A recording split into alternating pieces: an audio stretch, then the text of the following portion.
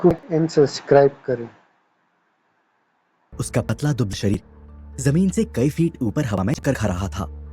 Second के 100वें हिस्से से भी कम समय के लिए उसे अपने फैसले पर अफसोस हुआ। अंदर हॉस्पिटल में उसकी मां कैंसर से जूझ रही थी और उनके इलाज के पैसे ना होने के कारण उसने पैसों के लिए किसी महंगी गाड़ी के आगे छलांग लगा दी थी। ऐसा उसने किसी फिल्म में देखा था। जोरदार टक्कर हुई, साथ ही बहुत तेज आवाज हुई, जैसे कोई ट्रेन प्लेटफॉर्म पर रुक रही हो। पास आती गाड़ी में हृदय ने देख लिया था कि ड्राइवर कोई लड़की थी। गाड़ी एक पल को धीमी हुई, फिर अचानक तेज हो गई। पैनिक में लड़की ने ब्रेक तो लगाया था, लेकिन एक्सेलरेटर से पैर नहीं हटाया। हृदय को अपनी मौत सामने से आती दिखी थी। उसे महसूस हुआ जैसे उसके दोनों पैर टूट गए हैं। उसके मुंह से खून का एक थक्का निकल के फैल गया। उस खून की एक बूंद उसके गले के बाहर लटकते लॉकेट पर गिरी और हृदय की आंखों के आगे एक तेज रोशनी हुई, जैसे किसी ने सोते समय ट्यूबलाइट जला दी हो। बड़ी देर लगा दी तुमने। कोई आवाज आई। कहां से आई ये आवाज? क्या मैं मर गया हूं? हृदय के मन में तुरंत एक डर आया। नहीं, तुम मरे नहीं हो।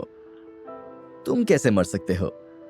तुम्हें तो इस दुनिया का उद्धार करना है, मर रहे लोगों को जिंदा करना है। तुम ही मर जाओगे तो ये सब कैसे करोगे? कौन हो तुम और कहां से बोल रहे हो? मुझे सब सफेद सफेद क्यों दिख रहा है? अपनी आंखें तो खोलो हृदयम, ये तुम्हारे जागने का वक्त है। हृदयम ने धीरे से अपनी आंखें खोली। चारों ओर सफेद रोशनी का समंदर था और हृदयम उस समंदर के भीतर था। सामने हूबहू उसकी शक्ल का एक आदमी खड़ा था। हृदयम और वो आदमी कहां खड़े थे, इसका कोई अंदाजा हृदयम को नहीं था। ऐसा लग रहा था जैसे दोनों बादलों में उड़ रहे हों। कौन हो तुम? क्या मैं मर गया हूं? क्या ये स्वर्ग है? हृदयम ने डरते हुए पूछा। उस आदमी ने हंसकर कहा, बेटा तुम्हारे कर्म स्वर्ग वाले तो नहीं हैं। हैं? हृदयम घबरा गया। अरे मजाक कर रहा हूं भाई, तुम मरे नहीं हो और ना ही ये स्वर्ग है। फिर कहां हूं मैं? हृदयम ने उसकी बात पूरी होने से पहले ही फिर से वही सवाल किया तो वो आदमी बोला, उससे बड़ा सवाल ये है कि कौन हो तुम, क्या चाहते हो? मुझे मेरी मां को बचाना है, बस इतना ही चाहता हूं। बस? और कुछ नहीं चाहते? नहीं, मुझे वापस भेजो, मुझे मेरी मां को बचाना है। अगर यहां से अभी वापस गए तो ना मां को बचा पाओगे ना खुद को। तुम्हारे साथ जो एक्सीडेंट हुआ है ना, उसमें हॉस्पिटल तक जाने का भी समय नहीं है। लेकिन तुम अभी जिंदा हो, जानना नहीं चाहोगे कैसे? कैसे? अपने गले में चमकता वो लॉकेट देख रहे हो हृदयम? हाँ, मेरी मां ने दिया था ये। कहती थी कि मेरे पापा की आखिरी निशानी है। इसी ने बचाया है तुम्हें। इसने तुम्हें वो ज्ञान दिया है जो इस दुनिया में किसी डॉक्टर, इंजीनियर, लेखक, फाइटर किसी के पास नहीं है। इसने तुम्हें वो कलाएं दी हैं जिसको सीखने के लिए लोग अपनी पूरी जिंदगी लगा देते हैं। अब तुम्हें केवल इतना जानना है कि क्या तुम इसके लायक हो। मेरी कुछ समझ नहीं आ रहा है, क्या बक रहे हो तुम? बाकी के जवाब अब तुम्हें हिमालय की उस गुफा में मिलेंगे। इस लॉकेट की बात सुनना। हिमालय? इससे पहले कि हृदय कुछ समझता, उसकी आंखों के आगे अंधेरा छा गया और धड़ाम की एक आवाज हुई। तभी कोई लड़की बहुत जोर से चीखी, आ! किसी मशीन की बीप बीप से हृदय की आंखें खुली। 2-3 बार आंखें बंद करके उसने जब पूरी तरह आंखें खोली तो उसके बगल में ब्लैक टी शर्ट और ब्लू जीन्स में एक लड़की दिखी। एक बेपनाह सुंदर लड़की जिसके खुले बालों की एक लट उसके माथे से नीचे लटक कर जैसे उसकी आंखों को दुनिया की नजरों से बचा रही थी। वो कोई मैगजीन पढ़ने में व्यस्त थी कि उसकी नजर हृदय पर पड़ी। वो अचानक खड़ी हो गई और बिना रुके बोलने लगी, थैंक गॉड यूर अवेक। तुम्हें पता है तुमने मुझे कितना डरा दिया था? My God, I was literally imagining myself in a jail. Gosh, that would have been so hell. क्या तुम ठीक हो?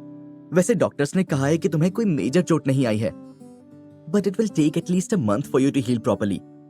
बट यू डोंट वरी, मैं तुम्हें इलाज के पैसे दूंगी जस्ट गेट वेल प्लीज। कहाँ हूं मैं? हृदय ने उसकी सारी इग्नोर करके पूछा। हाँ, you are in hospital man. और कहाँ होगे? अच्छा हुआ कि हॉस्पिटल के सामने ही एक्सीडेंट हुआ। नहीं मतलब अच्छा नहीं हुआ, but you're alive and I don't know how. मेरी गाड़ी लिटरली टूट फूट गई है and you're alive, it's a miracle. मां, ये कहते हुए हृदय उठ गया और अपने हाथों में लगी ढेर सारी सुइयां निकालने लगा। ये देखकर लड़की डर गई और उसे रोकने लगी। अरे ये क्या कर रहे हो तुम? तुमको आराम करना है। Doctor, doctor! हृदय ने लड़की के चेहरे को अपने हाथों में लिया और बहुत आराम से बोला, listen, I am fine, totally, don't worry about me, but my mother is not and I need to go look after her right now. इतना कहकर हृदय बेड से उतर गया और अपनी चप्पल खोजने लगा। बट तुम चल कैसे रहे हो? तुम मेरी गाड़ी से जब टकराए तो मेरी गाड़ी की स्पीड 100 पर थी। तुम लिटरली 1 किलोमीटर दूर जाकर गिरे थे। How are you walking? तुम्हें मेरी फिक्र करने की कोई जरूरत नहीं है। तुम जेल भी नहीं जाओगी। मेरी चप्पल कहाँ है यार? हड़बड़ाहट में हृदय बगैर चप्पल के ही बाहर भाग आया। पीछे पीछे लड़की भी आई। हृदय फौरन अपनी माँ के कमरे में गया और उनके बगल में बैठ गया। हृदय, बेटा तू आ गया? उसकी माँ ने बहुत धीरे से कहा। हाँ, मैं यही हूं माँ, मैं यही हूं। मैं तुम्हें ठीक करके रहूंगा माँ, तुम फिक्र मत करना। हृदय ने रोते रोते कहा, मुझे ठीक करने की कोई जरूरत नहीं है बेटा, बहुत जी चुकी हूं मैं, अब जाने दो मुझे। ऐसा मत कहो माँ, तुम्हारे बगैर मेरा क्या होगा? हृदय के आंसू नहीं रुक रहे थे। वो आगे बोला, मैं हिमालय जाऊंगा माँ, वहां से दवा लाऊंगा मैं। हिमालय? मां की आंखें चौड़ी हो गईं। एकदम शिथिल पड़ी मां के हाथों में जाने कहां से ताकत आ गई और उन्होंने हृदय का लॉकेट उसकी शर्ट से बाहर निकाल कर देखा। लॉकेट का रंग सफेद से लाल हो गया था। मां ने मामला समझ लिया। वो बोली, तो तुझे भी बुलाया है उन्होंने? मत जा बेटा, मर जाने दे अपनी मां को। वहां जाएगा तो वापस नहीं आएगा उनकी ही तरह। मत जा। किनकी तरह मां? हृदय कंफ्यूज्ड था। इतने में एक डॉक्टर घुस आया। ये क्या कर रहे हो तुम? दिमाग खराब है तुम्हारा? पेशेंट के इतने नजदीक बैठे हो। एक तो तुमने अभी तक बिल्स क्लियर नहीं किए, ऊपर से रूल्स तोड़ रहे हो। लेकिन इससे पहले कि डॉक्टर अपनी बात खत्म करता, हृदय बड़ी फुर्ती से उठा और डॉक्टर को गले से पकड़कर उठा दिया। अपने भीतर ऐसी ताकत उसने पहले कभी महसूस नहीं की थी। ना ही उसे देखकर कोई कह सकता था कि वो ऐसा कुछ कर सकता है। उसके गले में लटका लॉकेट चमक रहा था। उसकी गर्मी हृदय को महसूस हो रही थी। उसने डॉक्टर को बहुत ऊपर किया और बोला, सुन डॉक्टर, मैं कुछ घंटों के लिए हिमालय जा रहा हूं। अगर तब तक तूने मेरी मां को जिंदा नहीं रखा तो मैं तुझे जिंदा नहीं छोड़ूंगा। ऐसा कहकर उसने डॉक्टर को छोड़ दिया। डॉक्टर खांसने लगा। फिर वो लड़की की तरफ मुड़ा और बोला, तुम मेरी मदद करना चाहती थी ना? नेपाल के लिए एक फ्लाइट बुक कर दो मेरे लिए। नेपाल? लड़की की आंखों में आंसू और आश्चर्य दोनों थे। हाँ, मेरा वहां जाना बहुत जरूरी है। मुझे मेरी मां को बचाना है। मैं घर जाकर कपड़े ले आता हूं। तुम जल्दी से फ्लाइट बुक करो। ओके। तुम्हारा नाम क्या है? हृदय। और तुम्हारा? प्रकृति। नाइस मीटिंग यू प्रकृति। कुछ समय बाद हिमालय की बर्फीली हवाओं में हृदय बमुश्किल चल पा रहा था। ठंड के मारे वो कांप रहा था, लेकिन उसके लॉकेट की गर्मी से उसे थोड़ी राहत मिल रही थी। उसे महसूस हुआ कि जब वो दिल्ली से चला था तो लॉकेट इतना गर्म नहीं था। जैसे जैसे वो हिमालय के नजदीक आया, लॉकेट की गर्मी बढ़ती गई। प्लेन में जब वो सो रहा था तो उसे पहले की बातें याद आ रही थीं। एक दिन में इतना सब कैसे हो गया? वो ये सब बातें पचा ही नहीं पा रहा था। कुछ ही घंटों पहले उसका शरीर हवा में था और कुछ घंटों बाद वो खुद से चल के हवा में उड़ते प्लेन में बैठा था। वो और कर क्या सकता था? उसके पास क्या चारा था?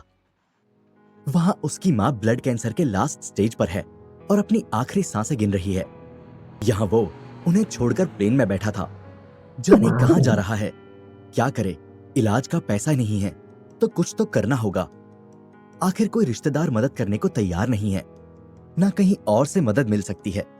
कॉलेज के अच्छे अच्छे दोस्तों के अमीर बाप भी एक कौड़ी नहीं देना चाहते।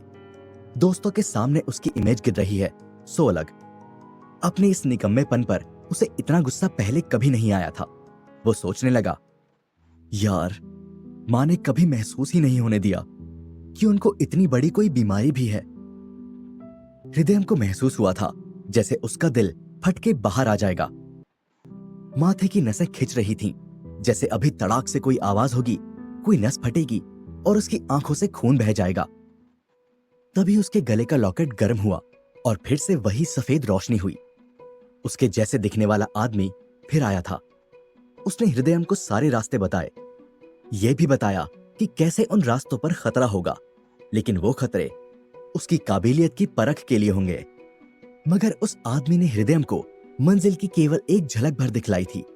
कोई अंधेरी गुफा जिसकी छत से सैकड़ों हजारों चमगादड़ लटके हैं, जिसकी दीवारों पर दुनिया भर के जहरीले सांप चल रहे हैं और जहां जगह जगह खून के छोटे छोटे तालाब बने हैं।